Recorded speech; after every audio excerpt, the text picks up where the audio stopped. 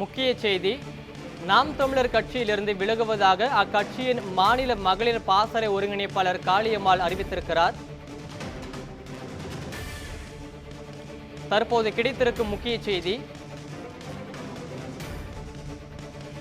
நாம் தமிழர் கட்சியிலிருந்து விலகுவதாக அக்கட்சியின் மாநில மகளிர் பாசறை ஒருங்கிணைப்பாளர் காளியம்மாள் அறிவித்திருக்கிறார். இது குறித்து கூடுதல் விவரங்களோடு எமது செய்தியாளர் பாஸ்கர் பாண்டியன் இணைப்பில் உள்ளார். வணக்கம் பாஸ்கர் பாண்டியன், விவரங்களை பதிவு செய்யலாம். பிரகாஷ், நாம் தமிழர் கட்சியில் மகளிர் அணி பாசறையினுடைய ஒருங்கிணைப்பாளராக இருந்து வந்த காளியம்மாள் தற்பொழுது கட்சியிலிருந்து விலகுவதாக அறிவித்திருக்கிறார். இது குறித்து தன்னுடைய எக்ஸல பதிவில் அவர் தன்னுடைய நீண்ட நெடிய ஒரு அறிக்கையையும் அவர் பதிவேற்றிருக்கிறார்.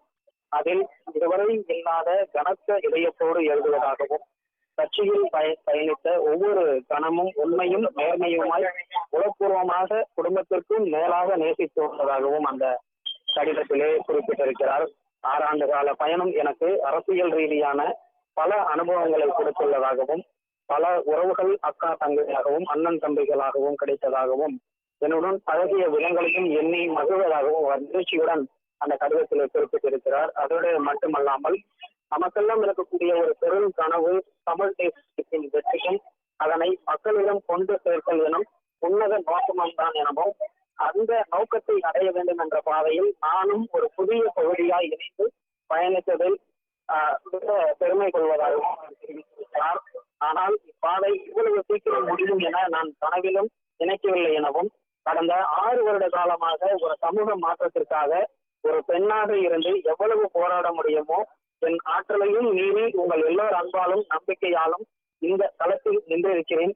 எனினும் காலத்தின் சூழல் உயிராக எண்ணி வழிநடத்த நாம் தமிழர் கட்சி எனும் இந்த பாதை இத்துடன் முடித்து வைக்கப்படுகிறது என்பதையும் அவர் மிகுந்த வருத்தத்துடனும் கனத்த இதயத்துடனும் தெரிவித்துக் கொள்வதாக அந்த அறிவிக்கையில் தெரிவித்திருக்கிறார். இந்த பயணத்தில் பலரின் அன்பு, அக்கறை, நம்பிக்கை, என் மீதான அளவற்ற பாசம் என்ற அனைத்தையும் மனதில் நிலைநிறுத்தியுள்ளதாகவும் அவர் அறிக்கையிலே தெரிவித்திருக்கிறார். இத்தனை நாட்களாக என்னுடன் உண்மையாய் உறவாய் பழகிய பயணித்த களத்தில் இன உணர்வோடு இன்றும் நேர்மையாய் வேலை செய்ய அத்தனை உறவுகளுக்கும், உண்மையான உழைப்பாளர்களுக்கும், உலக தமிழர்கள் மற்றும் நாம் தமிழர் உறவுகளுக்கும் நன்றிகளை சொல்வதோடு வருத்தங்களையும் பகிர்ந்து கொள்வதாகவும் தெரிவித்திருக்கிறார்.